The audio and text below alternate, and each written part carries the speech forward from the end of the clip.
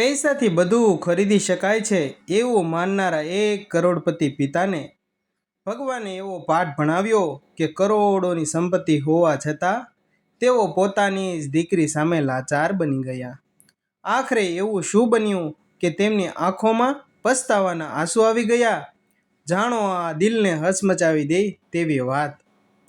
એક phone call, માત્ર 30 સેકન્ડનો phone call, અને કરોડપતિ ધીરજભાઈનું આખું સામ્રાજ્ય જાણે પત્તાના મહેલની જેમ તૂટી પડ્યું.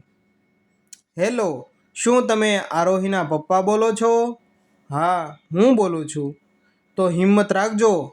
તમારી દીકરીએ મરતા પહેલાં એક જ નામ લીધું છે, નીરવ, અને એક પત્ર તમારા માટે મૂક્યો છે. ફોન હાથમાંથી સરકી ગયો. ધીરજભાઈની આંખો પહોળી થઈ ગઈ. કરોડોની કંપનીના માલિક હોવા છતાં એ જ ક્ષણે તેઓ એક અસહાય પિતા બની ગયા. શરીર ધ્રુજવા લાગ્યું, શ્વાસ અટકી ગયો. ના, મારી દીકરીને કંઈ નહીં થાય. તેઓ પાલકની જેમ ગાડીમાં બેઠા અને હોસ્પિટલ તરફ દોડ્યા. પણ તેમને ક્યાં ખબર હતી કે આજે ભગવાન તેમની સામે એવો અરીસો રાખવાના હતા જેમાં તેમને પોતાની સૌથી મોટી ભૂલ દેખાવાની હતી. રાજકોટ શહેર, ગુજરાતનું ઝડપી વિકસતું શહેર. ઊંચી ઇમારતો, વિશાળ શોરૂમ, મોટા ઉદ્યોગો અને ચમકધમકથી ભરેલું જીવન. આ શહેરમાં રહેતા હતા ધીરજભાઈ ઝવેરી, સ્ટીલના વેપારી. તેમનું આખા ગુજરાતમાં મોટું નામ હતું. કરોડોની મિલકત, અનેક ફેક્ટરીઓ, ફાર્મ હાઉસ, વિદેશી કારો અને રાજમહેલ જેવો બંગલો હતો. આજે લોકો તેમને સફળ ઉદ્યોગપતિ તરીકે ઓળખતા હતા. પરંતુ બહુ ઓછા લોકોને ખબર હતી કે એક સમય એવો પણ હતો જ્યારે ધીરજભાઈ રેલવે સ્ટેશન પાસે ચા વહેંચતા હતા. ભૂખ્યા પેટે દિવસો પસાર કર્યા હતા. ફાટેલા કપડાં પહેરીને વરસાદમાં ભીંજાયા હતા. લોકોના અપમાન સહન કર્યા હતા. ત્યારે તેમણે મનમાં એક સંકલ્પ કર્યો હતો, જિંદગીમાં એટલો પૈસો કમાઈશ કે પછી ક્યારેય ગરીબી સામે માથું ન ઝુકાવવું પડે. વર્ષો સુધી રાત દિવસ મહેનત કરી. ધીમે ધીમે વેપાર વધતો ગયો. સંઘર્ષ સફળતામાં બદલાયો અને એક દિવસ તેઓ કરોડપતિ બની ગયા. પણ સફળતા સાથે એક વસ્તુ પણ આવી ગઈ હતી, અહંકાર. જે અહંકાર મનુષ્યને નુકસાન પહોંચાડે છે, પણ મનુષ્ય તે સમજતો જ નથી. ધીરજભાઈ માનવા લાગ્યા હતા કે દુનિયામાં 100 પૈસાથી બધું ખરીદી શકાય છે.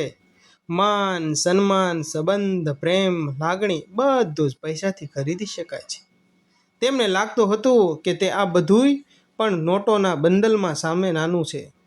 તેમના પરિવારમાં પત્ની મીરાબેન અને એક જ દીકરી આરોહી હતી.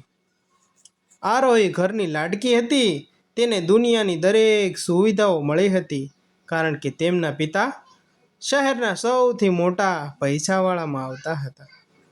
પરંતુ એક વસ્તુનો અભાવ હતો, પિતાનો સમય. જન્મદિવસે લાખોની ભીડ મળતી, પણ પિતા સાથે 5 મિનિટની વાત પણ ન થતી. શાળાના કાર્યક્રમમાં પિતા ક્યારેય આવ્યા જ નહીં. કોલેજના પ્રથમ દિવસે પણ ડ્રાઈવર તરીકે મોકલી દીધો. આરોહી ઘણીવાર બાલ્કનીમાં ઊભી રહી પિતાની રાહ જોતી, પણ ધીરજભાઈ હંમેશા મીટિંગમાં જ રહેતા, ફેક્ટરીઓમાં કે વિદેશના પ્રવાસે જતા જ રહેતા. એક રાત્રે આરોહીએ ધીમેથી પૂછ્યું, પપ્પા, કાલે મારો કોલેજનો એવોર્ડ ફંક્શન છે, તમે આવશો ને? ધીરજભાઈએ લેપટોપમાંથી નજર પણ ન ઉઠાવી. બેટા, બહુ જરૂરી મીટિંગ છે, હું આવી નહીં શકું. ગિફ્ટ શું જોઈએ છે એ બોલી દે. આરોહીએ સ્મિત કરવાનો પ્રયત્ન કર્યો. મને ગિફ્ટ નથી જોઈતી પપ્પા. તો તારે શું જોવે છે બેટા? મને માત્ર તમે જોઈએ. ધીરજભાઈએ જવાબ આપ્યો જ નહીં. ફોન વાગ્યો અને તેનો ફરી બિઝનેસની દુનિયામાં ખોવાઈ ગયા. આરોહીની આંખોમાં પાણી આવી ગયું. તેને થયું, પપ્પાને તો મારી માટે ટાઈમ જ નથી મળતો. તે દિવસે તેમણે સમજ્યું, ઘરમાં બધું હતું, પણ પરિવારનો સમય નહોતો. સમય પસાર થતો ગયો. આરોહી મેડિકલ કોલેજમાં પ્રવેશ મેળવ્યો. તેનું સ્વપ્ન હતું ડૉક્ટર બનીને ગરીબ લોકોની સેવા કરવી અને સેવા કરતાં કરતાં પોતાનું ગુજરાન ચલાવવું. ધીરજભાઈને આ વિચાર પસંદ નહોતો. તેમને લાગતું, ડૉક્ટર બનવાથી શું થઈ શકે અને શું મળશે? કંપની સંભાળવાની જોઈએ તો તું જઈશો ને મારો અધિકાર. પણ આરોહીનું મન સેવા તરફ હતું. અને પછી કોલેજમાં તેની મુલાકાત થઈ એક યુવાન સાથે. નામ હતું નીરવ. નીરવ કોઈ કરોડપતિ નહોતો, કરોડપતિનો દીકરો પણ નહોતો. તેના પિતા સરકારી શાળામાં શિક્ષક હતા. માતા ગામની આંગણવાડીમાં કામ કરતી. ઘરમાં વૈભવ નહોતો, પરંતુ સંસ્કાર ખૂબ ઝાઝા હતા. ઈમાનદારી ભરપૂર હતી. નીરવ હંમેશા બીજાની મદદ કરતો અને મદદમાં તેને ખુશી મળતી. કોલેજમાં કોઈ વિદ્યાર્થીઓની પાસેથી ફી ન હોય તો પોતાનું સ્કોલરશીપનું પૈસું આપી દેતો. હોસ્પિટલની દર્દીઓ સાથે પરિવારના સભ્યની જેમ વર્તન કરતો. તેનું એક જ સ્વપ્ન હતું, પૈસા માટે નહીં, માણસ માટે ડૉક્ટર બનવું. એક દિવસ કોલેજની લાઇબ્રેરીમાં આરોહીના હાથમાંથી પુસ્તકો નીચે પડી ગયા. નીચે પડતા જ નીરવ તરત જ દોડી આવ્યો. સોરી, તમને લાગ્યું તો નથી ને? નીરવે હળવેથી પૂછ્યું. ના, થેન્ક યુ, તેમનો જવાબ આવ્યો. આ હતી તેમની પ્રથમ મુલાકાત. આ મુલાકાત પછી ધીમે ધીમે મિત્રતા વધતી ગઈ. અને મિત્રતા ક્યારે દિલના સંબંધમાં બંધાઈ ગઈ તે તેમને પણ ખબર નહોતી. તેની ખબર બંને પણ પડી નહીં. આરોહીને પહેલી વાર લાગ્યું, કોઈ તેને પોતાના પિતાના પૈસા માટે નહીં, પણ તેના હૃદય માટે પ્રેમ કરે છે. આરોહીને તેમાં ખૂબ ભવિષ્ય દેખાણું. તેને આખું ભવિષ્ય દેખાવા લાગ્યું. પણ કિસ્મત કંઈક બીજું જ લખી રહી હતી. એક સાંજે ધીરજભાઈના ટેબલ પર એક ફોટો આવીને પડ્યો. ફોટામાં આરોહી અને નીરવ સાથે હસતા દેખાતા હતા. ધીરજભાઈનો ચહેરો ગુસ્સામાં લાલ થઈ ગયો હતો. ધીરજભાઈ વિચારી રહ્યા હતા કે આ કોણ છે. તેમણે ટેબલ પર જોરથી મુક્કો માર્યો. મારી દીકરી એક સામાન્ય શિક્ષકના દીકરા સાથે? તેમણે તરત જ પોતાના માણસોને ફોન કર્યો. કાલે સાંજે એ છોકરો મારા બંગલામાં હોવો જોઈએ. આ શબ્દો સાંભળીને તેના કર્મચારી પણ સ્તબ્ધ થઈ ગયા. બહાર વરસાદ શરૂ થઈ ગયો હતો અને કોઈને ખબર નહોતી કે આ વરસાદ સાથે એક એવો તોફાનની શરૂઆત થઈ રહી હતી જે બધાને હચમચાવી નાખવાનો હતો, જે અનેક જિંદગીઓને બદલી નાખશે. બીજા જ દિવસે સાંજના 7 વાગ્યા હતા. રાજકોટના સૌથી વૈભવી વિસ્તારમાં આવેલો હતો ધીરજભાઈનો બંગલો. હજારો લાઇટોની ઝગમગતી હતો. બહાર મોંઘી વિદેશી કારોની લાંબી કતાર હતી. તે કોઈક અમેરિકાથી હતી, કોઈ ઓસ્ટ્રેલિયા, કોઈ ન્યૂઝીલેન્ડ. દરેક જગ્યાએથી મોંઘી મોંઘી કારો ઘરે હતી અને દરવાજા પર કડક સુરક્ષા હતી. અંદર પ્રવેશતા જ રાજમહેલ જેવી ભવ્યતા દેખાતી હતી. એ જ સમયે બંગલાની બહાર એક સાદી મોટરસાયકલ આવીને ઊભી રહી. તેમાંથી નીરવ નીચે ઉતર્યો. સફેદ સાદો શર્ટ, કાળું પેન્ટ અને આંખોમાં આત્મવિશ્વાસ. તેને ખબર હતી કે તે આજે તેની કસોટી થવાની છે. સિક્યોરિટી ગાર્ડને અંદર લઈને આવ્યો. વિશાળ ડ્રોઈંગ રૂમમાં ધીરજભાઈ સોફા પર બેઠા હતા. તેમની બાજુમાં 2 જાણીતા ઉદ્યોગપતિઓ અને કંપનીના વકીલ તરીકે પણ હાજર હતા. વાતાવરણમાં અજીબ પ્રકારની શાંતિ હતી. થોડા અંતરે આરોહી ઊભી હતી. તેના ચહેરા પર ચિંતા સ્પષ્ટ દેખાતી હતી. નીરવે બંને હાથ જોડીને કહ્યું, નમસ્તે અંકલ. ધીરજભાઈએ જવાબ ન આપ્યો. તે ચૂપ રહ્યા. તેમણે ધીમા કડક અવાજમાં પૂછ્યું, તું જ નીરવ છે? જી. તું મારી દીકરીને પ્રેમ કરે છે? નીરવે કોઈ ડર વગર જવાબ આપ્યો. હા, હું આરોહીને દિલથી પ્રેમ કરું છું. ધીરજભાઈ ગુસ્સે ભરાઈ ગયા. તારી હિંમત કેવી રીતે થઈ મારી દીકરીને તરફ તારી આંખો ઊંચી કરીને જોવાની? તને ખબર નથી તે કોની દીકરી છે? આરોહી તરત જ આગળ વધી. પપ્પા, કૃપા કરીને નીરવ સાથે આવું ન બોલો. તું ચૂપ જ રહેજે. તને વચ્ચે બોલવાનું મેં કહ્યું છે? ધીરજભાઈનો અવાજ આખા હોલમાં ગુંજી ઉઠ્યો. તું જાણે છે ને આ કોણ છે? એક સામાન્ય શિક્ષકનો દીકરો, અને તું ધીરજ ઝવેરીની દીકરી છે. નીરવ શાંતિથી બોલ્યો. અંકલ, માણસની ઓળખ તેના ઘરના કદરથી નહીં, તેમના સંસ્કારથી થાય છે. ધીરજભાઈ હસવા લાગ્યા. સંસ્કાર? સંસ્કારથી કંપની ચાલે? સંસ્કારથી કરોડો કમાઈ? સંસ્કારથી સમાજમાં નામ બને? તું શું વાત કરી રહ્યો છે? તને ખબર છે? નીરવે ધીમેથી જવાબ આપ્યો. પૈસા કમાઈ શકાય છે અંકલ, પણ વિશ્વાસ અને પ્રેમ ખરીદી શકાતો નથી. આ શબ્દો સાંભળીને ધીરજભાઈનો ગુસ્સો વધી ગયો અને તેમણે પોતાના મેનેજરને ઈશારો કર્યો.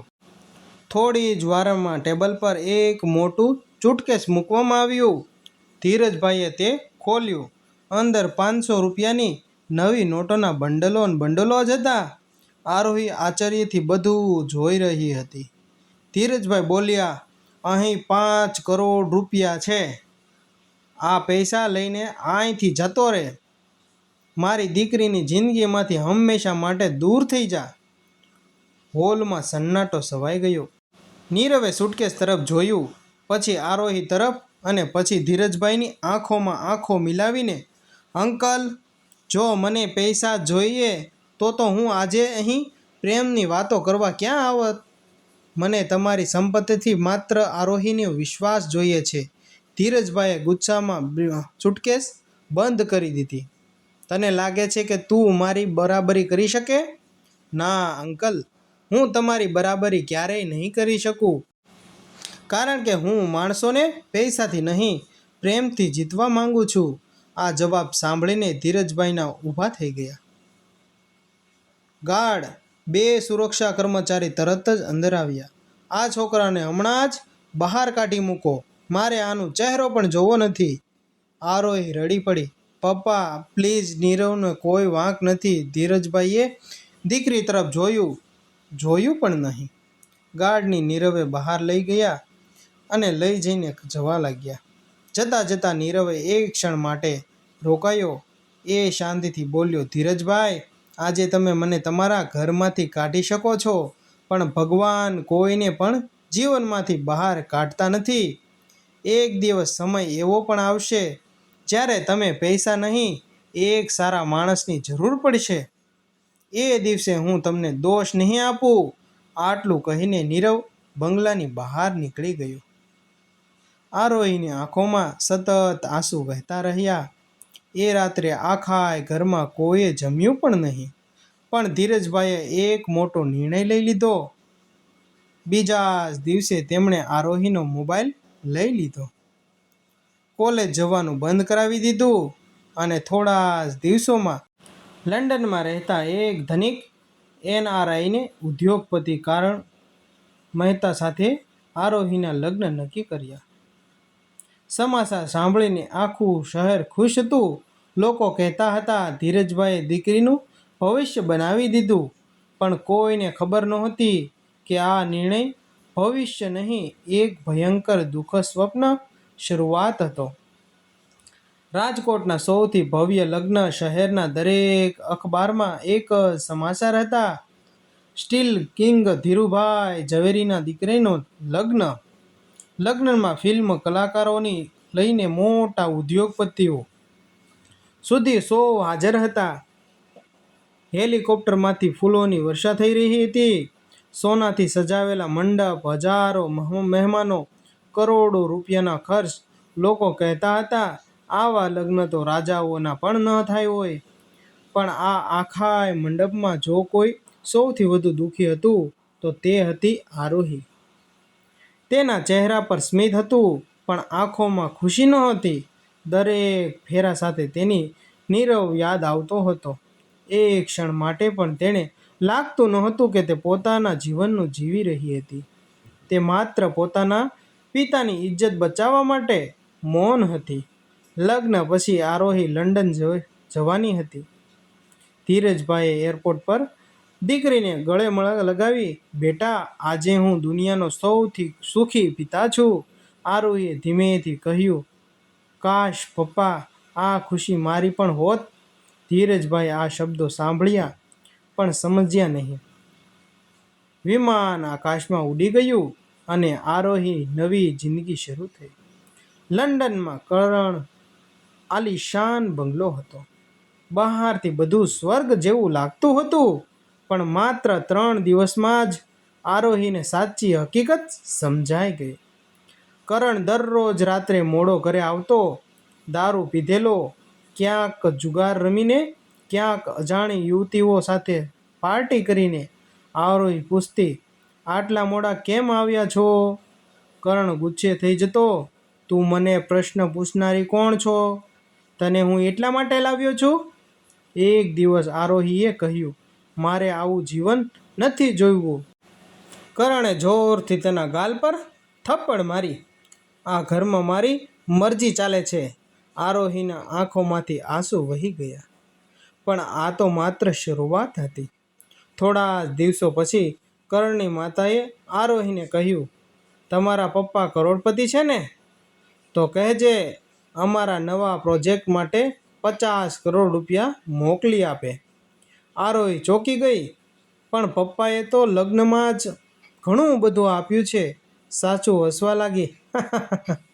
એ તો શરૂઆત હતી. અમને દર વખતે મદદ કરવી જ પડશે. જ્યારે આરોહીએ ના પાડી ત્યારે ઘરમાં તેનું અપમાન શરૂ થઈ ગયું. નાની નાની વાતો ગાળો દેવા લાગ્યા. અપમાન, ધમકી અને પછી મારપીટ પર આવી ગયા. એક રાત્રે કરણ દારૂના નશામાં ઘરે આવ્યો. તેના હાથમાં જુગારમાં થયેલા કરોડોના નુકસાનના કાગળ હતા. તે ગુસ્સાથી બૂમ પાડવા લાગ્યો, આ બધું તારા કારણે થયું છે. તારા બાપ પાસે પૈસા છે?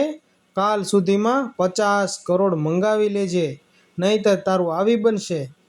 નહીં તો તેના શબ્દો અધૂરા રહી ગયા, કારણ કે તેમણે આરોહીને ધક્કો માર્યો. આરોહી સીધી સીડીઓ પર નીચે પડી. તેના હાથમાં ગંભીર ઈજા થઈ ગઈ. ઘરમાં કોઈએ તેને હોસ્પિટલ પણ ન લઈ ગયા. આખી રાત તે પીડાતી રહી. સવારે એક નોકરાણી ચોરી છૂપીથી તેને હોસ્પિટલ લઈ ગઈ. ડૉક્ટરે હાથ પર પ્લાસ્ટર લગાડ્યું અને ધીમેથી પૂછ્યું, તમને આ ઈજા કેવી રીતે થઈ? આરોહી થોડા સમય સુધી ચૂપ રહી. પછી બોલી, હું પડી ગઈ હતી. ડૉક્ટરે તેની આંખોમાં જોયું. તેમને સમજાઈ ગયું કે આ અકસ્માત નહોતો. તે જ હોસ્પિટલમાં એક ભારતીય ડૉક્ટર કામ કરતો હતો. આરોહી બહાર નીકળતી હતી ત્યારે અચાનક સામે કોઈ ઊભું રહ્યું. બંનેની નજર મળી. સમય જાણે અટકી ગયો હોય તેવું લાગ્યું. આરોહી? નીરવ? હા, એ નીરવ જ હતો. હવે તે લંડનની જાણીતી હોસ્પિટલમાં સર્જન બની ગયો હતો. નીરવે આરોહીના હાથ પર પ્લાસ્ટર જોયું, ચહેરા પર જૂના ઘા નિશાન જોયા અને બધું સમજી ગયો. તું ખુશ નથી ને?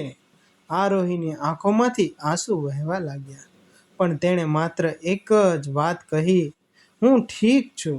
નીરવ સમજી ગયો કે આ શબ્દોની પાછળ અસંખ્ય પીડા છુપાયેલી છે. તે જ સમયે કરણનો ફોન આવ્યો. 10 મિનિટમાં ઘરે પહોંચ, નહીંતર તારો વારો છે.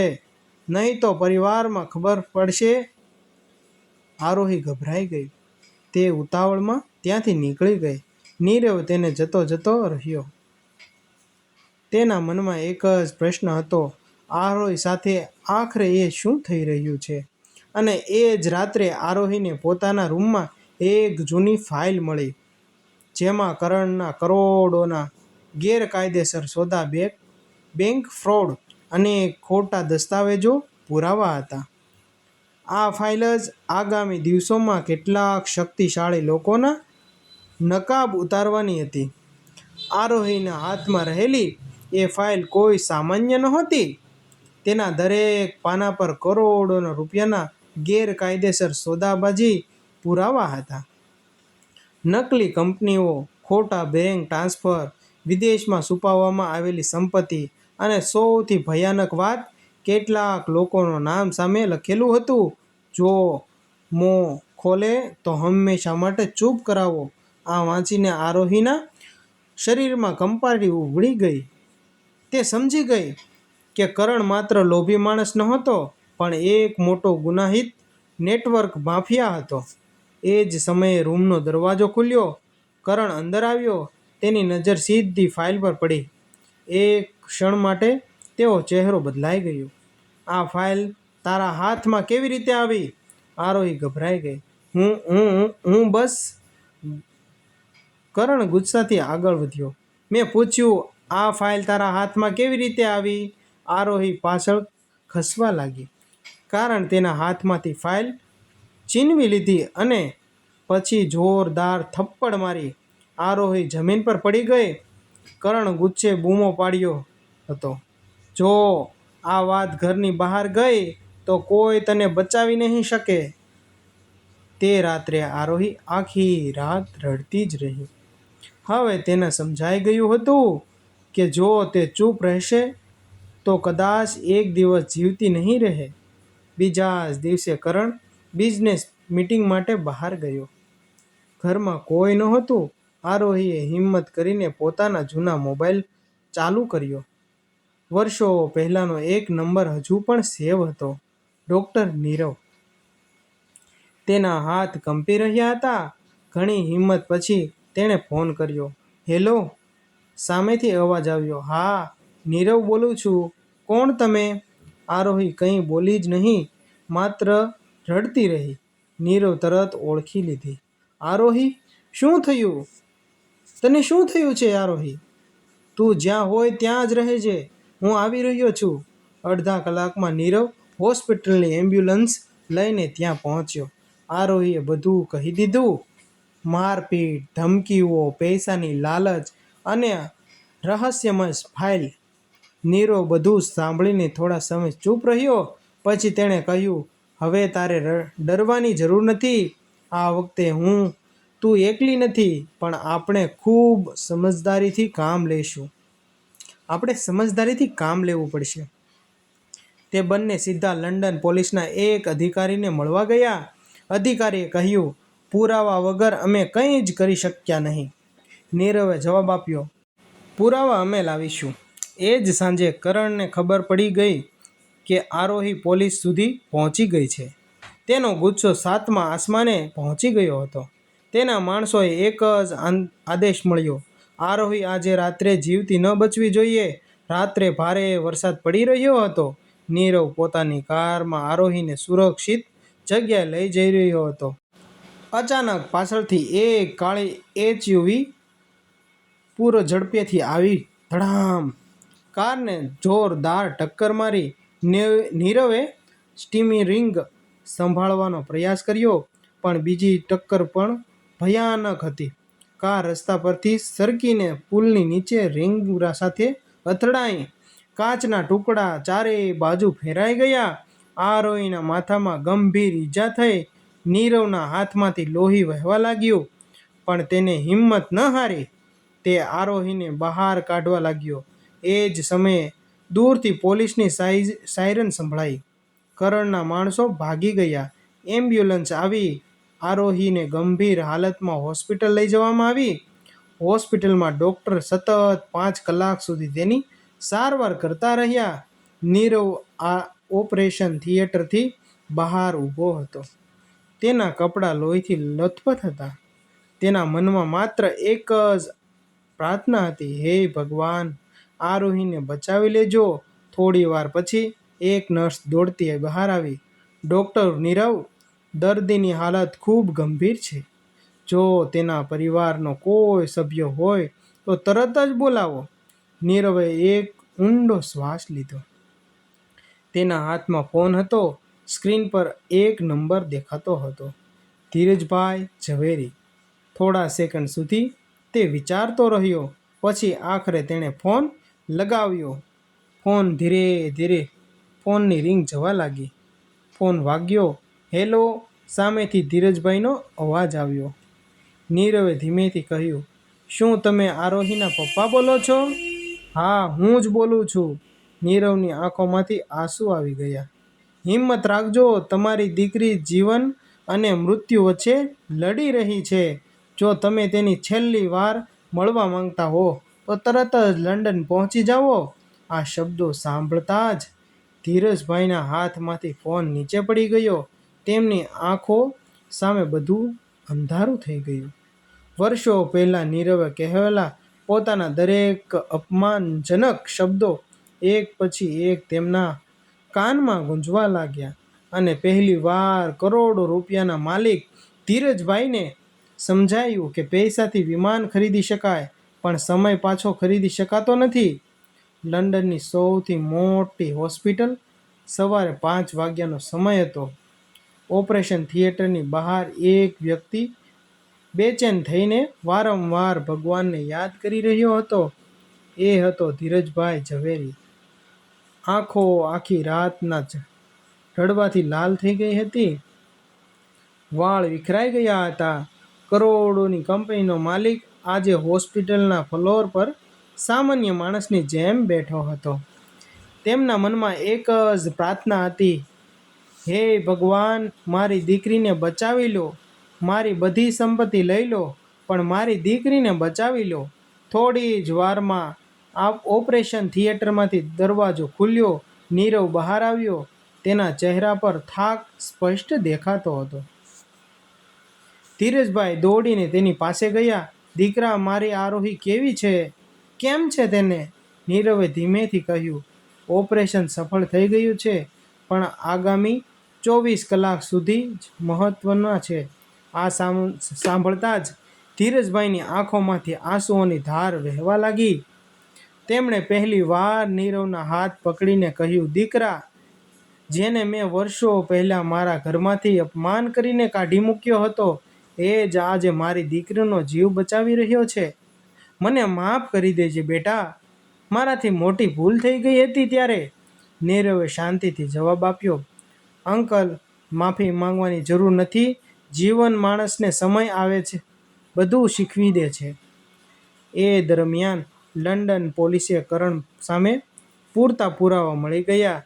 આરોહીએ બચાવી રાખવાનો મોબાઈલમાં રહેવા ફોટો, બેંકના દસ્તાવેજો અને અકસ્માતના સીસીટીવી કેમેરા ફૂટેજ બધું જ પોલીસના હાથમાં આવી ગયું. કરણ દેશ છોડીને ભાગવાનો પ્રયાસ કરી રહ્યો હતો. એરપોર્ટ તરત જ જતી વખતે પોલીસે તેને કારને ઘેરી લીધો. કરણ મહેતા, તમે ધરપકડ છો. કરણ ભાગવા લાગ્યો, પણ થોડા જ પગલાં આગળ તેના પગ લપસ્યો. રસ્તા પર ઝડપથી આવી રહેલી ટ્રક સાથે તે અથડાયો. હોસ્પિટલ લઈ ગયા જતા પહેલાં તેનું મૃત્યુ થઈ ગયું. જે માણસે આખી જિંદગી પૈસાને ભગાવવામાં માનતો હતો, પોતાના એક પણ રૂપિયા સાથે લઈ શક્યો નહીં. બીજી તરફ આરોહી ધીમે ધીમે ભાનમાં આવવા લાગી. તેની આંખો ખુલવા સામે 3 ચહેરા દેખાયા, પિતા, માતા અને નીરવ. ધીરજભાઈ દીકરીનો હાથ પકડીને રડી રહ્યા હતા. બેટા, મેં તારી જિંદગીનો સૌથી મોટો નિર્ણય તને પૂછ્યા વગર લીધો. મેં સમાજની ઇજ્જત બચાવવા માટે મારી દીકરીનું સુખ ગુમાવી દીધું. જો શક્ય હોય તો આ તારા પાપી પિતાને માફ કરી દે. આરોહીની આંખોમાંથી પણ આંસુ વહી ગયા. તે ધીમેથી બોલ્યો, પપ્પા, મને તમારી સામે ક્યારેય ગુસ્સો નહોતો. મને તો માત્ર તમારા પ્રેમની જરૂર હતી. આ શબ્દોએ ધીરજભાઈનું હૃદય તોડી નાખ્યું. થોડા મહિના પછી આરોહી સંપૂર્ણ સ્વસ્થ થઈ ગઈ. ભારત પરત ફર્યા પછી ધીરજભાઈએ સૌ પ્રથમ એક મોટો નિર્ણય લીધો. તેમણે પોતાની કંપનીના નફામાંથી એક ભાગ કાઢીને આરોહી ચેરિટેબલ ટ્રસ્ટ શરૂ કર્યું. આ ટ્રસ્ટનો હેતુ તો હતો દરેકના ત્રાસનો ભોગ બનેલી મહિલાઓને કાનૂની મદદ, ગરીબ દર્દીઓને મફત સારવાર અને જરૂરિયાતમંદને વિદ્યાર્થીઓને શિક્ષણ. તેમણે જાહેરાતમાં કહ્યું, મારી સૌથી મોટી સંપત્તિ મારી કંપની નથી, મારી દીકરી છે. અને આજે પછી મારા ઘરમાં પૈસાથી પહેલાં માણસની કિંમત થશે.